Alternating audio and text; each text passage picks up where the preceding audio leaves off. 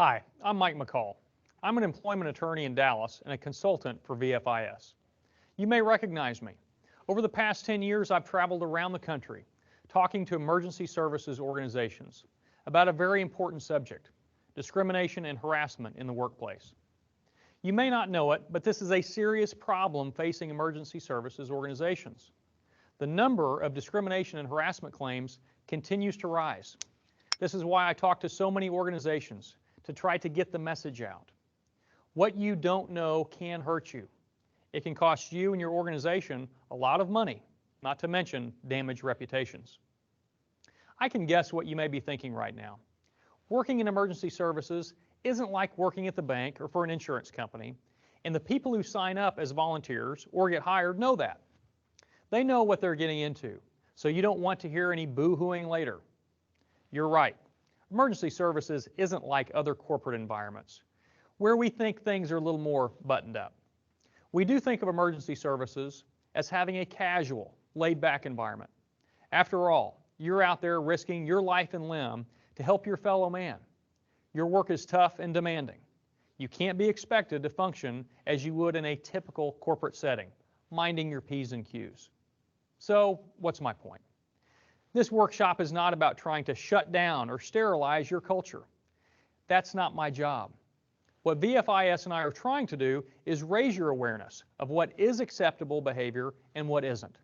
Even though you may consider everyone you work with to be like family, and you swear they'd never file a discrimination or harassment claim, you need to pay attention. You just can't predict human behavior 100% of the time.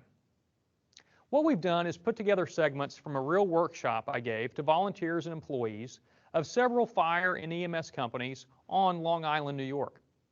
In this workshop, I'll tell you what you need to know to stay on the right side of the legal line. I'll also tell you about your responsibilities if you should find yourself in the role of either the offended or the offender. Two things to keep in mind as you watch this presentation. There is no one complete list of unacceptable and acceptable behaviors that you can refer to.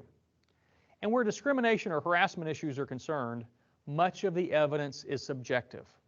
How you feel about the Sports Illustrated swimsuit issue lying around in the lunchroom may be very different from how someone else feels. What we're asking is that you be conscious of your actions and your words and know that they could have a negative impact on somebody else. When you're ready, choose a selection from the main menu. Thanks for watching. In this first segment, I'll show why the issues of discrimination and harassment are relevant to emergency services today. We're going to try to define for you what constitutes unlawful harassment and discrimination. And you might be saying, well, isn't all harassment unlawful? Okay. The answer to that's not really. You know, some of you folks were harassing each other before our session started, but that doesn't cross that legal line. You know, if we could all go to court for being teased, harassed, harangued, joked with, you know, we'd all have our day in court. But as you would probably figure out, there are parameters to get to the courthouse, to go sue in federal court. We're not just talking about a little ribbon back and forth. Okay, so we're going to, again, try to define what constitutes unlawful harassment and discrimination, and also talk about your individual responsibilities. You know, just tell you the rules of the game. That way you know if you are crossing the line, and also if you feel like at any time maybe you're being subjected to unlawful harassment or discrimination, what your responsibilities are to let somebody within the organization know. That way an investigation can be done and it can get resolved in-house. And we'll talk about those responsibilities as well. To not bring the complaint forward and wait and get some attorney after the fact, you're going to be asked, well, what did you do at the time to get this issue resolved? If you really felt like you were being harassed or discriminated against, what did you do at the time to get the issue resolved? There are responsibilities that go along with that from a legal standpoint. Identifying risk. I put up here, don't shoot the messenger. All right? I'm not a lawmaker. I'm not a judge. I'm not saying that, yes, this is the legal line. I'm just going to do my best to show you where that line is. I know that there's a lot of sarcasm, there's a lot of emotion wrapped up with the issues of harassment and discrimination. There are certain people sitting here tonight who probably say, you know, we've gone too far with this. We've gotten too politically correct today. We can't be afraid to talk to each other in our jobs. There are other people who are saying, you know, it's about time we've talked about harassment and discrimination. We're a little overdue here. So I'm not saying that I agree that we've gone too far or that we haven't gone far enough. I'm just going to show you the best I can, again, what the rules of the game are. That way you can abide by them to the best of your ability. And one of the experiences I had was I worked for a federal court judge in my hometown of Oklahoma City. And in working for him, we saw more personnel-related jury trials than anything else in my short time of working with him. Okay? Cases like harassment and discrimination and wrongful discharge. And what was interesting is that all the legalese aside, what this judge cared about is, hey, I just want to make sure that everybody here had a safe and productive place to work. That's all he really cared about at the end of the day. And at the same time, one thing I pulled out of this experience was accountability was very big for this judge. Okay? Accountability on the part of the emergency services organization to do things like training, to make sure that if something happens, they're prepared to investigate it and get it resolved. On the other hand, the judge looked at the person who is the alleged victim of harassment and said, you know what, you have to be accountable too. If this happened to you, again, what did you do at the time to get it resolved? You know, why are we in court 3 years later haggling out this case about was this harassment, was it not? Did you report it in-house? Did you give the organization an opportunity to investigate it in-house? Or did you maybe allow them to bring in a neutral third-party investigator to resolve the issue at the time? Because that's the ultimate goal for the judge was, hey, if it happened, if you were harassed, if you were discriminated against, let's stop it and stop it now. You know, we shouldn't be necessarily dragging this thing out 2 years after the fact. So I think this accountability on everybody's part is kind of a theme that you'll hear tonight, that everybody's accountable for their own actions and behaviors, of course, but again, if it's happening to you, you have to be accountable.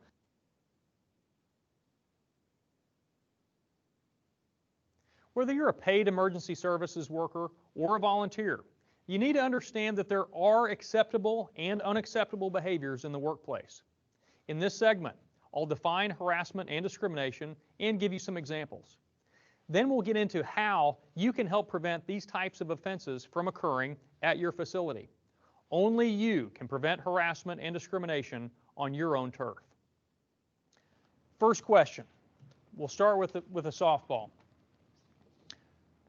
Emergency services organizations are held to a high standard for preventing and promptly responding to workplace harassment and discrimination.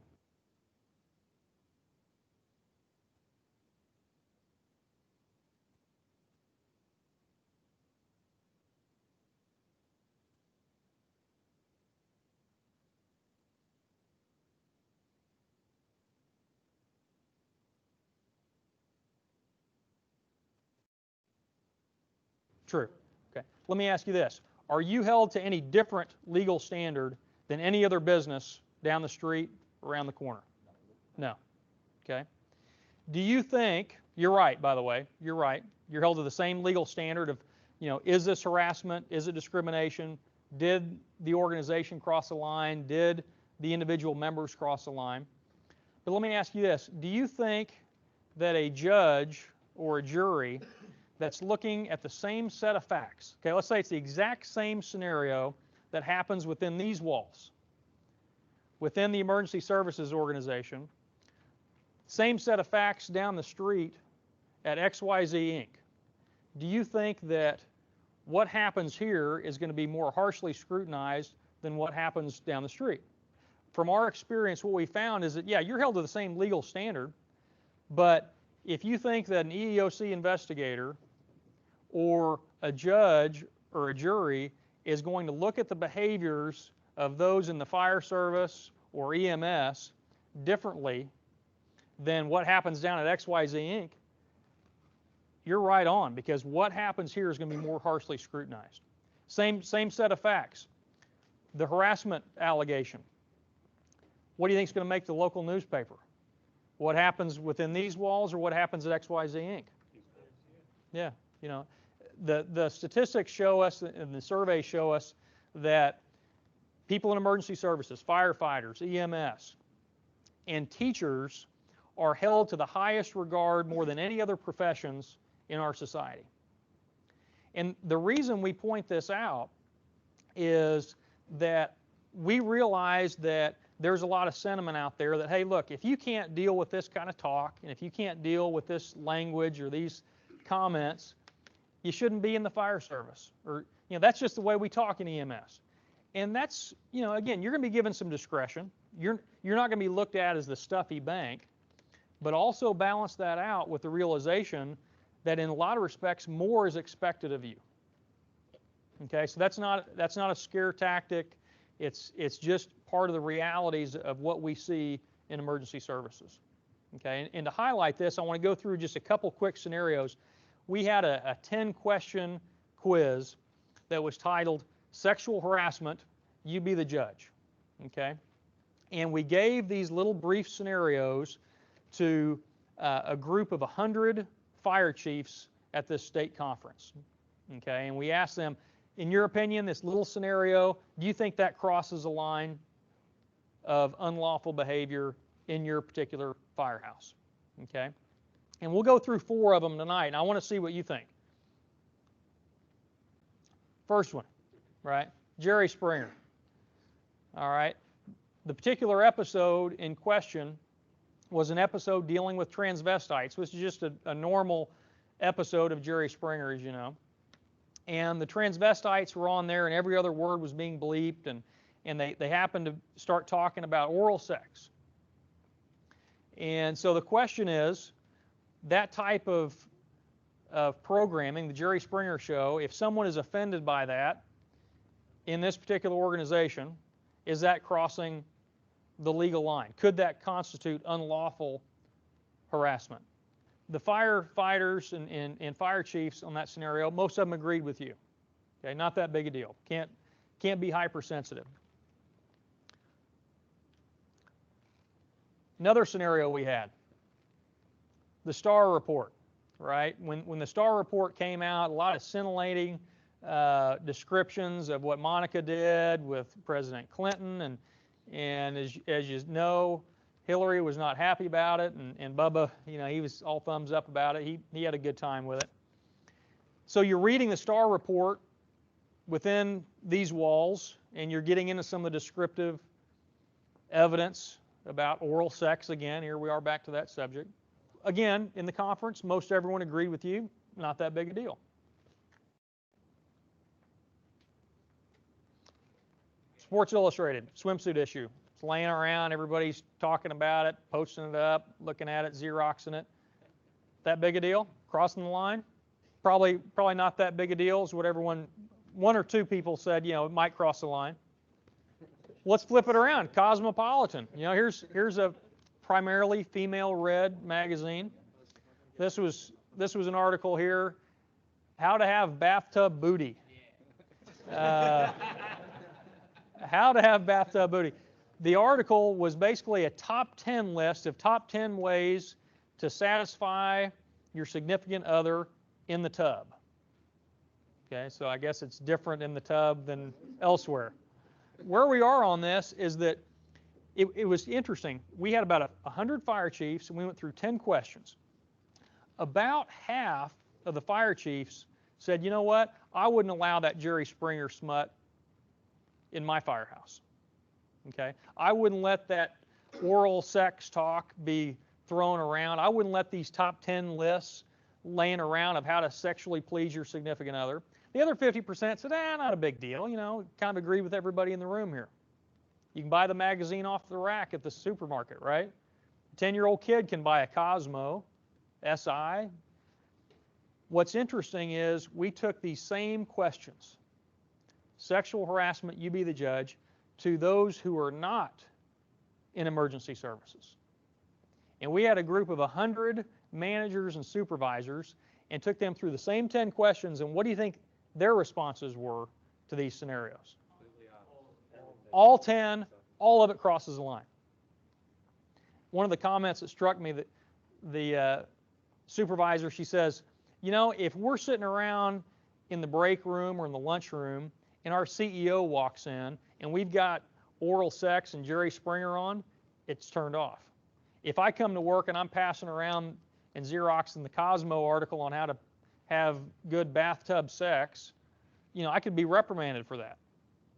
The reason I point that out again is that if a fire district, if an EMS organization gets sued, gets hauled into court and accusations there, those are the people deciding your fate. Okay, the standard you're held to isn't what's normal in the firehouse or what's normal in the EMS arena. It's what are they used to? What are their expectations at their jobs? And what is good for their workplace should be good for your workplace as well. Again, I'm not saying right or wrong, agree, disagree. That's just what we see, is that, you know, while you are given some discretion, again, you're not the stuffy bank environment. At the same time, there is a line that can be crossed. So we'll explore a little bit more into that. One of the things the Supreme Court says is that, hey, every organization has to meet its responsibilities. And it says, you know what? The employer, the emergency services organization, must exercise reasonable care to prevent harassment and promptly respond to it. And if you have this in place, here's where the accountability shifts back on the member.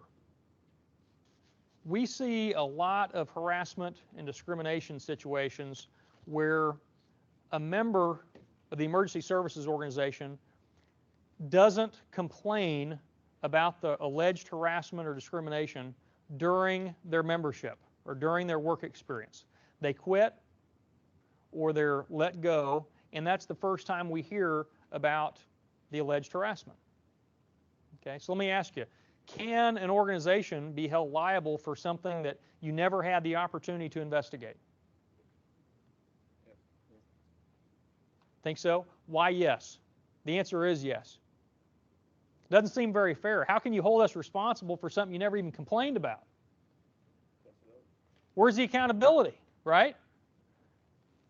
Fear. This is part of the argument that we see. Members say, you know what? I feared reporting because the person I was to report to was part of the problem or knew about the problem. Okay?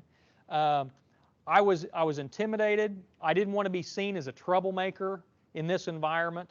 Okay? I would just be isolated and run out if I did complain. I had no other choice but to quit and get an attorney. So an organization can be held liable for something it was never notified about. But at the same time, we also see that employees and volunteers do have certain legal responsibilities. And let's look at question 2.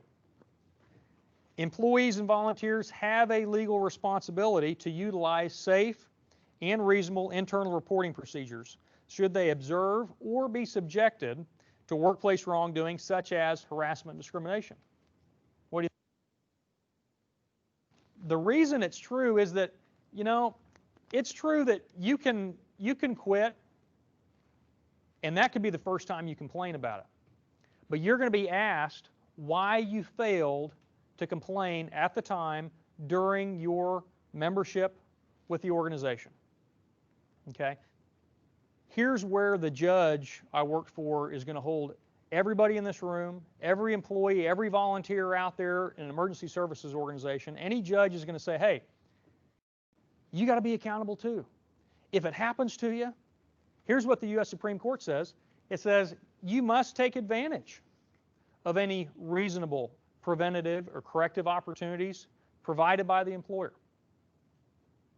Okay? So while it's true that you can say, well, I was intimidated, I had fears, I had no other choice, you will be asked why you failed to complain. Because if there were safe avenues of complaint, you're going to be asked why you didn't use them. If you didn't trust any internal investigation whatsoever, you're going to be asked, well, why didn't you give the organization the opportunity to have a third-party investigator come in? The courts are already flooded. They want organizations like this to deal with your own problems in-house. Okay, they can only try so many cases. They want to know what the organization did to prevent it and what the employee or volunteer did to get it resolved.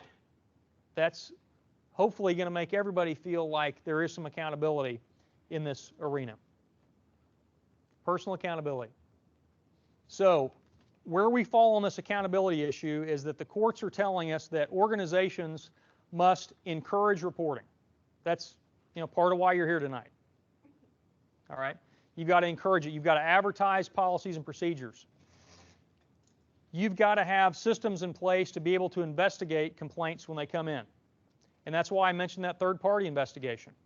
If you have somebody that says, I don't trust any internal investigation, that's why you can bring in a third-party investigator. So that's the accountability on the part of your organization and every other organization out there. Ryan's coworkers frequently and relentlessly taunt and mock him about growing up in Oklahoma. Ryan, a probationary member of the Emergency Services Organization, and now only referred to as the Okie from Muskogee, feels so isolated he feels forced to quit. Ryan is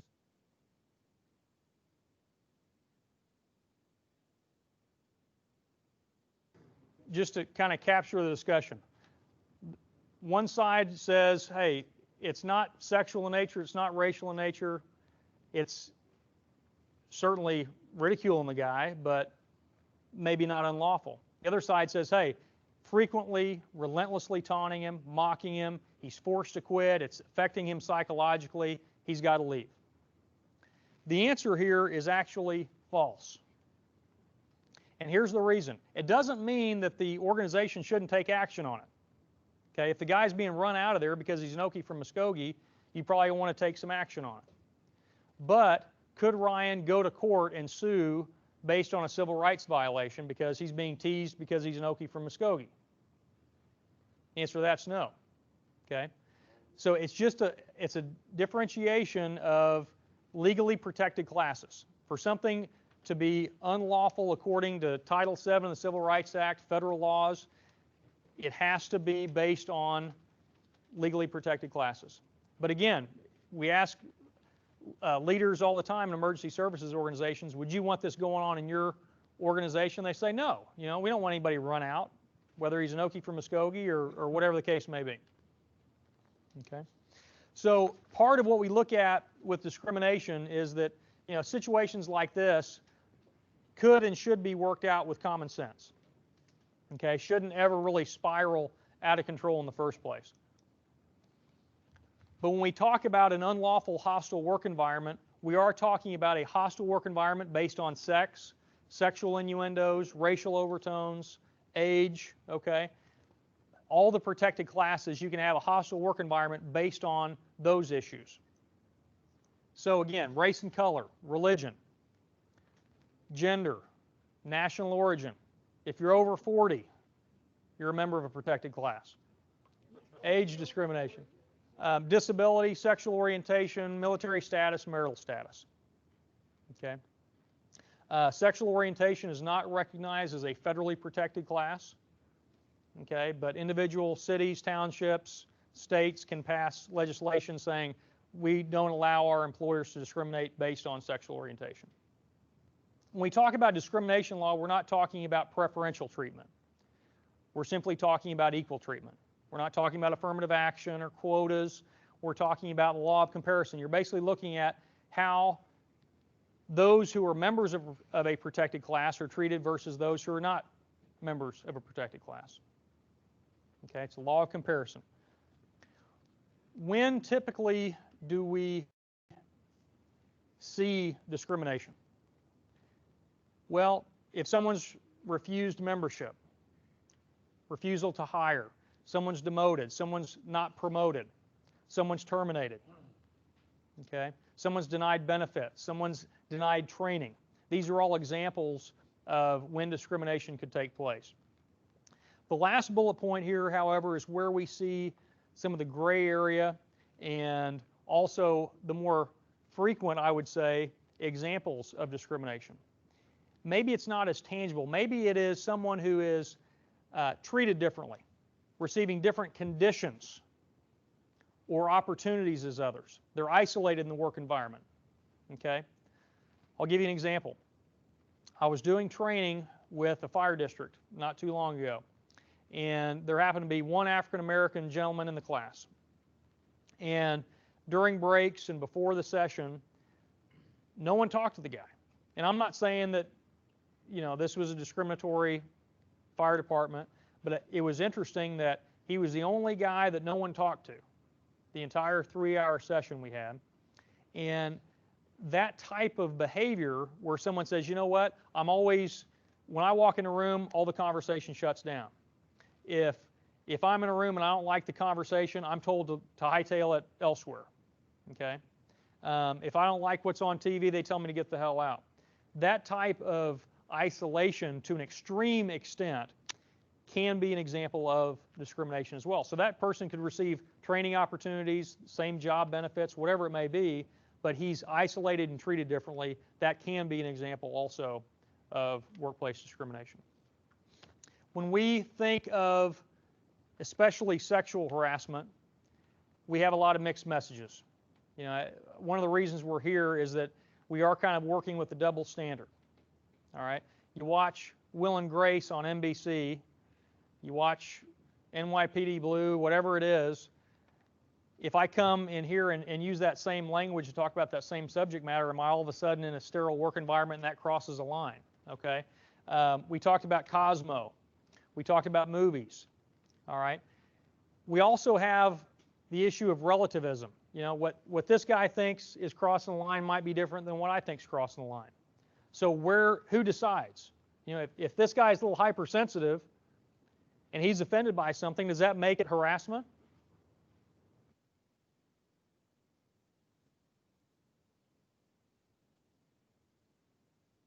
While there is no all-inclusive list of bad behaviors for you to keep in mind, there are boundaries you should be aware of. In this segment, I'll describe what a hostile work environment looks like and what you can do to help keep the peace. What are examples of harassment? Okay. Touching, absolutely. What else? Name calling. Okay. Comments, innuendos, advances, threats. Okay. You won't get promoted unless you go out with me or have sex with me. The last bullet is where we see most of the discrimination and harassment claims. Okay, it's the jokes, it's the comments, it's the innuendos, it's the leering, it's the looks. Again, kind of the gray area. It's pretty obvious if someone threatens your membership here and you get fired because you denied their advances. That's pretty clear. Where we see the gray area and where we're going to explore mainly today is comments, innuendos. When are we crossing that line there? Obviously, the behavior has to be unwelcome. Okay? So this gentleman here probably isn't going to have a successful sexual harassment claim, I'm guessing. Okay? Probably not. You have to be accountable again. You can't be the worst offender and then the next day say, oh gosh, I'm offended by those sexual comments and innuendos. Because you've let it be known through your own words and your own actions that, hey, this type of talk's welcome to me. Okay? You have other people who, for whatever reason, might be religious or moral, or they just don't believe in that kind of talk or behavior. They might outwardly reject it. So obviously, if you cross that line after someone rejects those comments or those behaviors, then that might be crossing the legal line of unlawful harassment. What about somebody that initially accepts the behavior or comments and they later reject it? Okay, first they're the ones going right along with the comments and the jokes, but they later say, hey, I'm now offended by it. Do you think that's ever done? Sure. What I'll say about that, however, is if I'm the worst offender and all of a sudden I have a change of heart, okay, and this is now offensive to me, that puts more of an obligation on me to let you know that what used to be acceptable is no longer acceptable. Okay? You can't read my mind. So I do have a responsibility to let you know, hey, I don't want to engage in that kind of talk or that type of activity anymore because I have had a change of heart. Now, the last issue here is where we see some gray area again. Someone that says, you know what, my acceptance of the jokes, the comments, the innuendos, it appeared to everybody that it was accepted. I laughed at the jokes. I went along with it. Maybe I wasn't an active participant in saying the things myself, but I never complained about it. But the whole time I was dying inside when I had to listen to this guy throw around racial slurs or sexual comments. And I took it. I had a smile on my face the whole time, but it was unwelcome the whole time. We see a lot of cases involving that. The moral of this story is just because somebody doesn't tell you, hey, that's offensive, don't assume that it is welcome. Okay? Perception isn't always reality. We're all familiar with Anita Hill, right? Anita Hill and Clarence Thomas. Anita Hill worked for Clarence Thomas. She was asked, hey, why didn't you complain at the time? You know, you never said anything to him. You never said anything to anybody else at the time. She said, you know what? My acceptance at the time was coerced. I didn't have another choice. This was my boss. Does anyone know what Clarence Thomas's position was, what his job was when he allegedly harassed Anita Hill? He was not a Supreme Court judge yet. No, he wasn't Solicitor General. He was chairman of the Equal Employment Opportunity Commission. All right. So she says, well, you know, who are they going to believe? The chairman of the EEOC or me? Who can create a hostile work environment, whether it's sexual in nature, racial in nature? Anybody, right? Volunteers, paid, temporary workers, visitors, vendors, commissioners.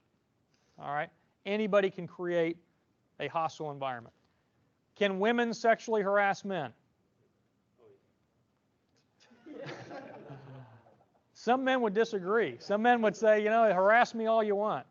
Let me ask you this. Do you think we see many cases where a guy says, you know what, her sexual jokes and comments and innuendos were really offensive to me?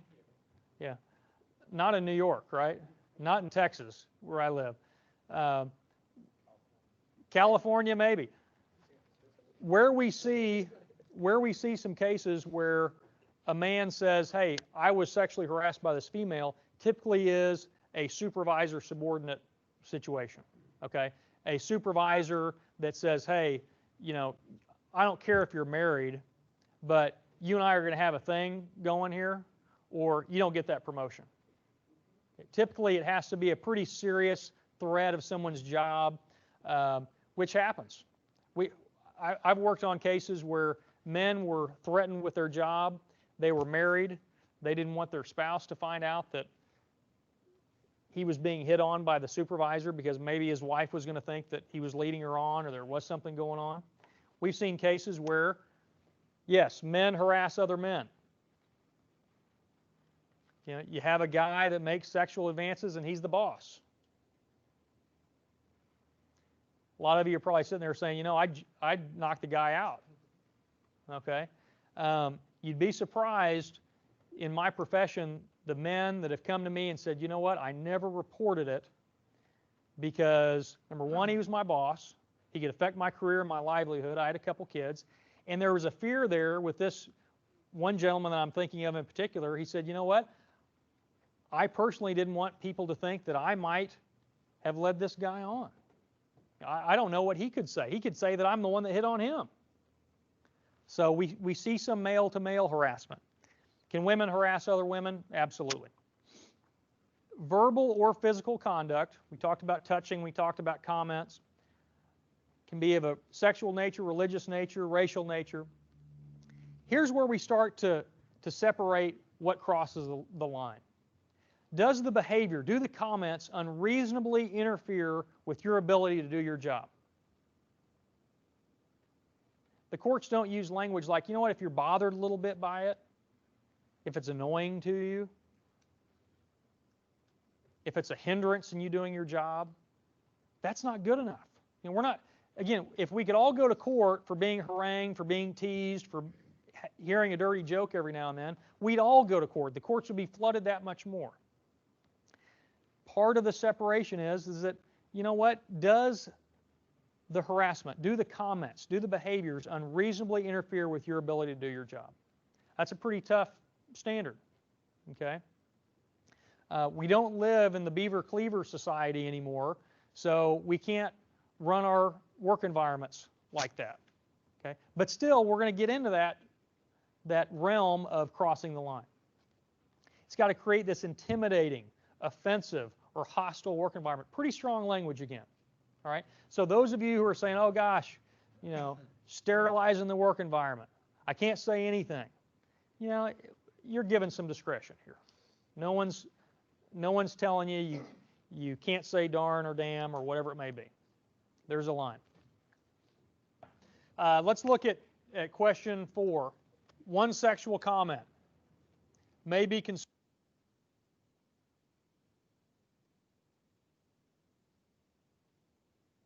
Maybe one comment isn't that big a deal. One joke, one little remark. However, if it's the one sexual comment that is, hey, you have sex with me or you don't get promoted, that's different. One little sexual comment about what was on Will and Grace last night, probably not. Most likely not. Okay? What if it's one comment but it's racial in nature? Is that treated differently than maybe the sexual comment? Yeah. Most likely. Okay. One racial slur, most of the time, that's enough. One sexual comment, joke, innuendo, most likely not. Okay. Depends on the circumstances, depends on how the term is used.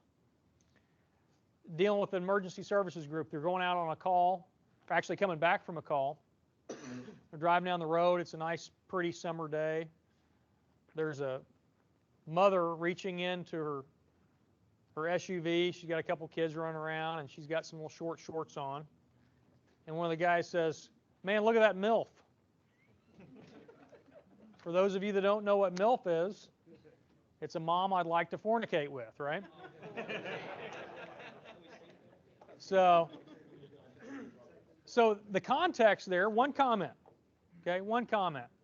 Says it out in the open. Was it mean-spirited?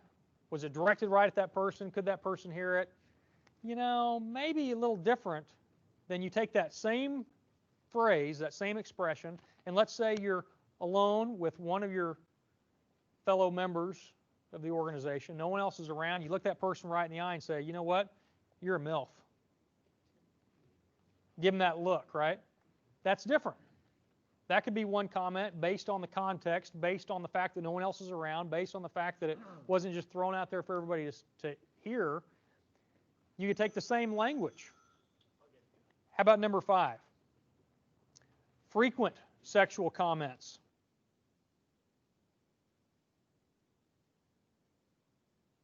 Okay, that's a big factor that you look at in determining whether or not it crosses that line. Especially if someone says, "Hey, that's offensive to me," and you continually say it. Okay. However, you could maybe have a couple comments that, again, they're joking in spirit. They're not that offensive. They might be sexual in nature, but they're not overtly sexual. They're not threatening in any way. They might be jokes. May or may not be harassment. Let's look at these two questions. One sexual comment or one racial comment, or the frequency. 2 slides we're going to have will define to the best of our ability whether or not these behaviors, comments, behaviors, touching, no matter what example you're thinking of, you have to meet a few tests. First thing is, was the conduct severe? Okay. The first standard is severe or pervasive. You don't have to have both to fall into that realm of unlawful harassment. It can be so severe that it only has to happen once, that it crosses that legal line. You may only have to use the N-word one time, and that's enough. One sexual comment where you are threatening somebody's job, it's probably enough. Okay? Didn't have to happen again and again. One time might be enough. But what if it's just one sexual joke, comment, not that big a deal, perhaps? It probably won't meet the severe standard where that one comment alters that workplace experience from that point forward. But what if it's pervasive? What if it's so frequent that it becomes a defining condition of the work environment? Okay, every time I work with this guy, it's a different racial comment.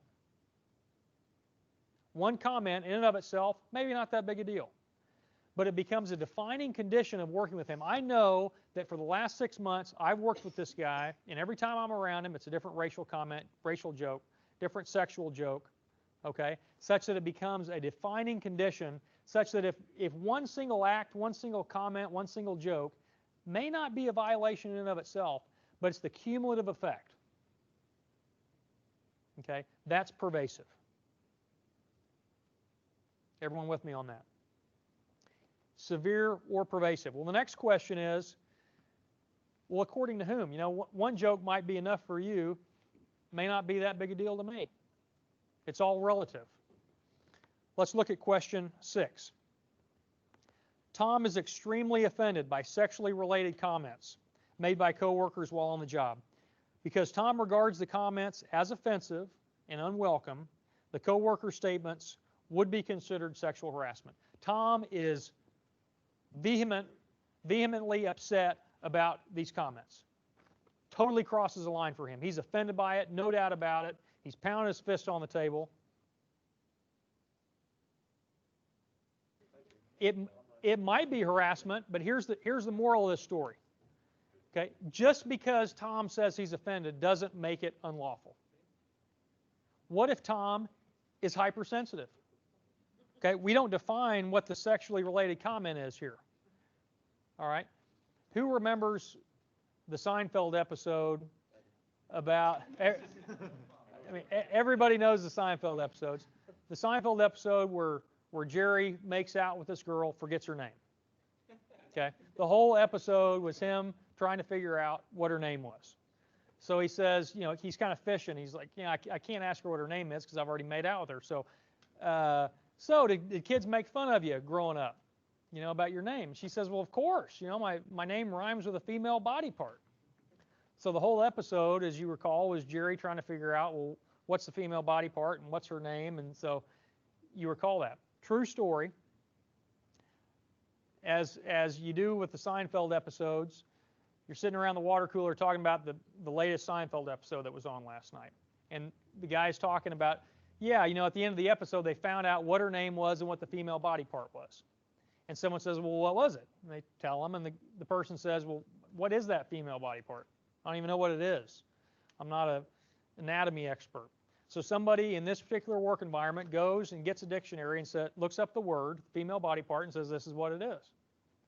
Well, we had a Tom in this particular work environment. Tom was offended by it. He didn't like the fact that we're sitting around talking about female body parts, and he goes in and complains that, hey, this is harassment. If it happens again, if this guy isn't disciplined, freaking out about it.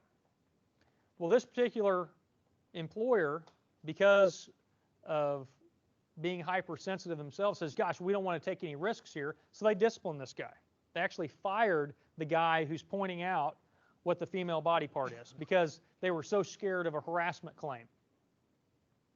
Well, the way that case worked itself out was that the person who was fired sued for wrongful termination because the judge said, you know what, we can't be firing people for talking about what's on Seinfeld. All right, that's on NBC. I don't care how offended Tom is. Just because Tom's offended by the sexual comments doesn't mean it's unlawful. What if Tom's hypersensitive? Just because you say it's harassment doesn't make it harassment. But let's look at the next question. We have a little balancing out to do here. Tammy receives multiple email jokes that are sexual in nature. And again, these could be racial in nature, religious in nature. Receives multiple email jokes from coworkers. She forwards these emails to friends outside and within the emergency services organization. Most reasonable people would believe the content of the email messages is offensive and would probably constitute sexually harassing material. A couple weeks later, Tammy lodges a formal complaint with the organization stating the coworkers that sent her the emails are guilty of committing harassment.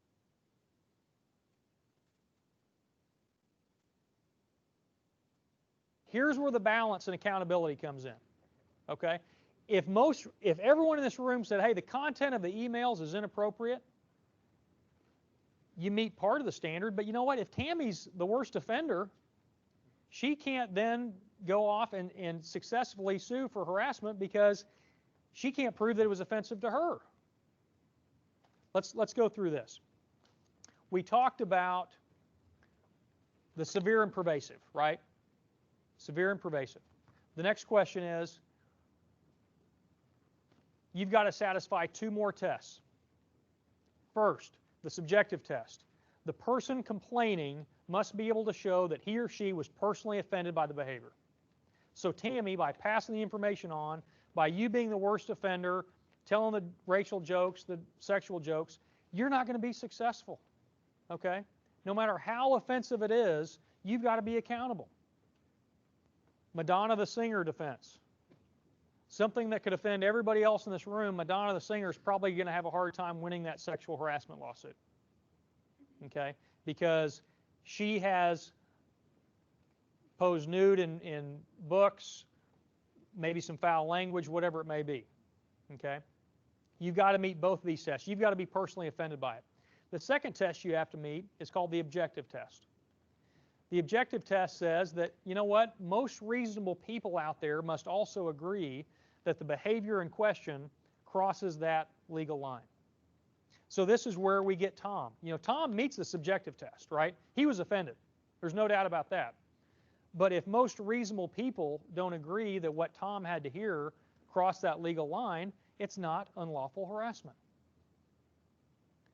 So this is where the balance comes in. You can't let the worst offender be the one complaining the next day, and you can't also let somebody who's a little hypersensitive be the tail wagging the dog. And we've seen cases like this in emergency services organizations. The guy who flips out because Maxim magazine's laying around. You know, particular case, this guy was a ordained minister. That's what he did. Volunteer firefighter. He was offended by it. He pounds his fist saying, I can't have Maxim magazines laying around here. Well, he was offended by it, but most reasonable people said, you know what, we can't agree that having a Maxim magazine laying around every now and then crosses that legal line of unlawful harassment or discrimination. Everybody with me? All right.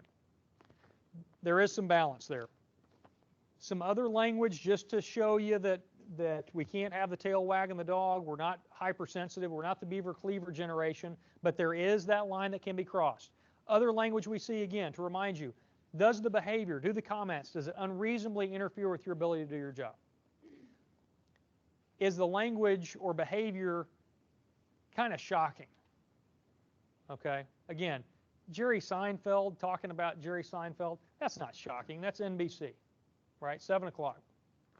Are the words used as a weapon? You know, the MILF example, all right? There's a power issue there. That's different than the guy just throwing out some little joke, okay? One was used as a weapon, one was not. So you have to look at the context of it. Number 8, question 8. Employees or volunteers must first tell the person responsible for creating the uncomfortable, harassing environment to stop making the comments or otherwise cease the behavior. Most situations can resolve themselves. If my joke's offensive to you, just tell me and I'll stop telling them around you. But the question focuses on, are you required to confront the person? Are you required to go to the person and say, hey, it's offensive to me? You're not required, correct. You're not required to do it. Legally, here's the reason why. Okay?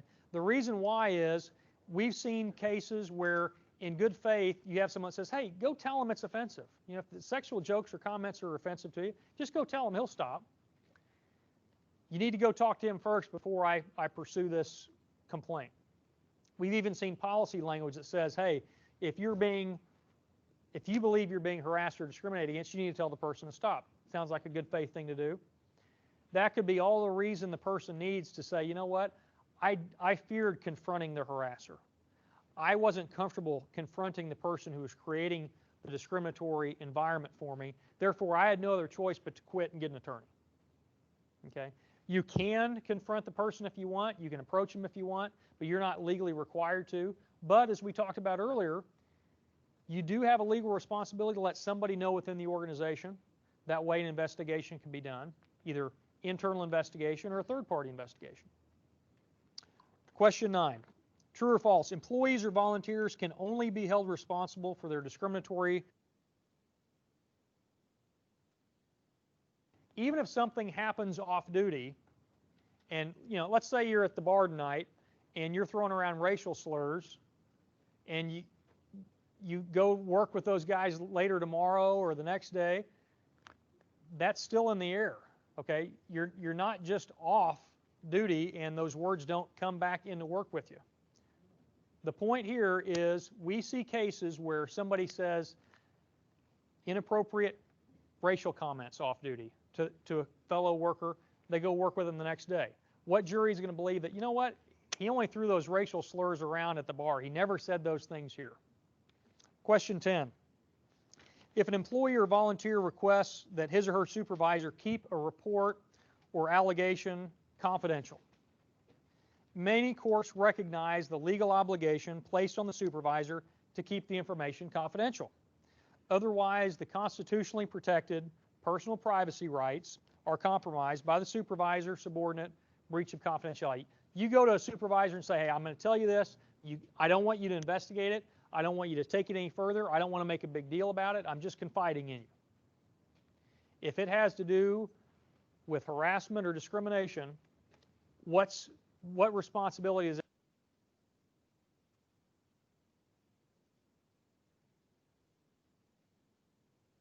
You cannot keep it confidential. That's not the supervisor's decision of, hey, I can't let you down here. I know we're friends. Legally, once that supervisor's put on notice, it's as if a commissioner's put on notice. It's as if the fire chief's put on notice. Okay. The principle here is what we call the agency law principle. Basically, any supervisor within this organization or any other organization, because of having that supervisory authority, once that supervisor's on notice, that supervisor that's acting on behalf of the organization, once on notice, that information, that knowledge is imputed all the way up to the top in the chain of command. Okay? So that supervisor is under an obligation to take action. Okay? Has to take it forward, even if the person says, no, I don't want you to take it forward. And we see those cases all the time. I'll give you an example of a recent one. Complaint comes in. Firefighter says, hey, I just want to talk to you about this. I'm kind of venting here, but I don't want anything done about it. Talks about a potential harassment or discrimination scenario. Supervisor says, okay, I'll keep it in confidence. 2 months later, the firefighter quits, sues. What do you think that complainant said about what information was given to the supervisor? Told the supervisor didn't do anything about it. The supervisor says, you told me to keep it confidential. I never told you that. We see that time after time after time, and that's just the legal responsibility that's on a supervisor, is to act on it. And that helps separate, quite frankly, the venting and the people that just want to come in and complain. If you're going to complain, you have to expect that something's going to be done about it. And this is the confidentiality thing, okay? You're going to keep it as confidential as possible. You're not going to spread it all over the organization, but you have to keep it as confidential as possible.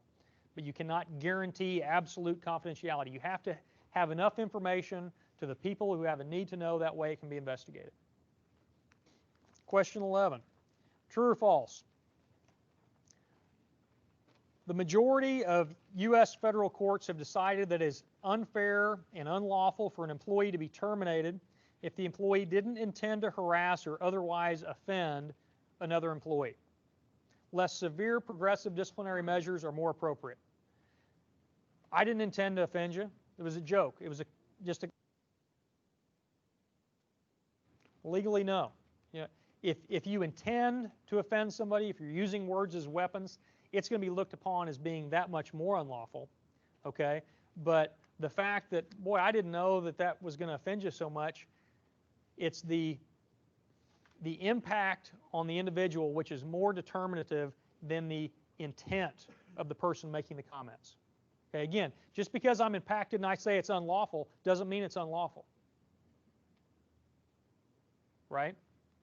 It has to be offensive to me, and it has to be offensive to most reasonable people.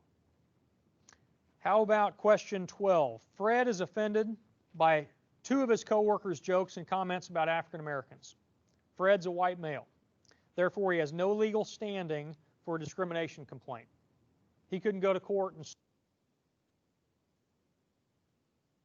technically, if Fred is a white male, and he could be just as offended as any African American, but because he's a white male, he wouldn't be able to go to court and sue for that unless he's married to an African American, he adopted an African American child, there's some sort of, and again, it's not to say that he couldn't complain in-house. It's not to say that it's not inappropriate, but we're talking about a little bit of legal standing here, and the moral of this story is exactly that. You never know how your words can impact somebody. You don't know the family history. You don't know all these sorts of things. I was talking to a firefighter after a training session recently. He came up to me and he said, Mike, that example you gave about the African American and the white male, he says, I was at the chiropractor's office recently, and I'm talking to this chiropractor. This guy happens to be white. My chiropractor's white. We're talking about our kids. This guy's working on my back, put me in all these positions, and they're talking about their kids, and he says, yeah, my kid plays basketball. Your kid plays basketball? Yeah, he does. What school does he go to? Well, he goes to North High School, and oh, well, my kid goes to South High School. The firefighter says, this guy's working on me, and I say, your son's got one thing going against him over there at North High School. It's a big high school. He's white. White kids don't get to play over at North. And the guy says, well, actually, my son is black. He's adopted. And this guy said, I've never felt like a bigger buffoon in my life. Insert foot in the mouth, the whole 9 yards. It's just an example of the diversity issues that we ought to be aware of. How about question 13? Two members of your organization are of Asian descent, and they regularly tease each other and make derogatory remarks about their ethnicity. Neither party is offended by the verbal sparring. However, it's overheard by another member of the organization. This exchange could... True.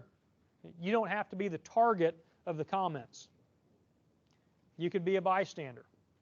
If the two people are, it's welcome between them, but those words are out in the air, and if someone of Asian descent is offended by it, they have a right to complain. Question 14.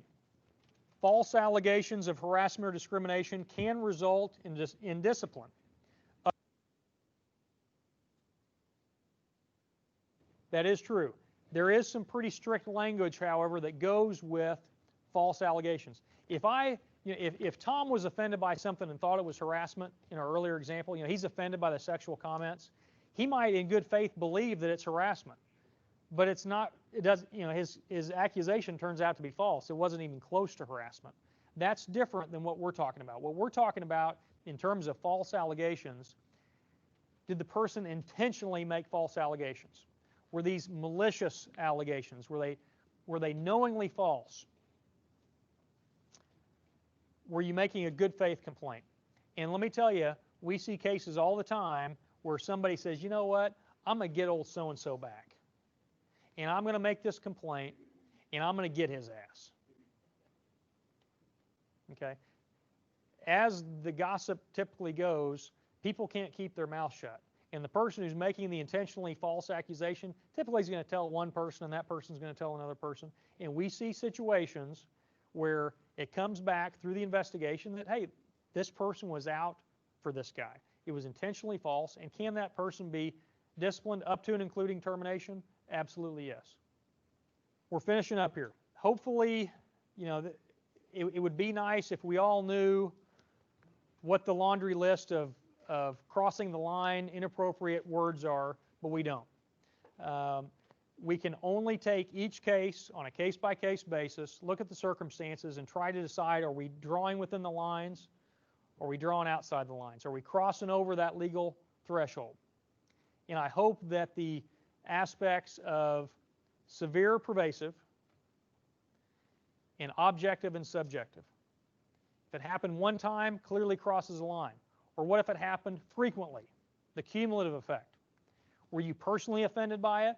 And would most reasonable people be offended by it? That's the four-part test. Any hostile work environment scenario, you can take it through that analysis, and it will best define for you whether or not you're playing with the rules. Okay, playing within the rules. Any questions as a group? I appreciate your time. I know that 2-hour training session going to 9:30 is tough on anybody. I appreciate your attention, appreciate your participation, and I'll stick around afterwards for individual questions if you'd like to ask some. So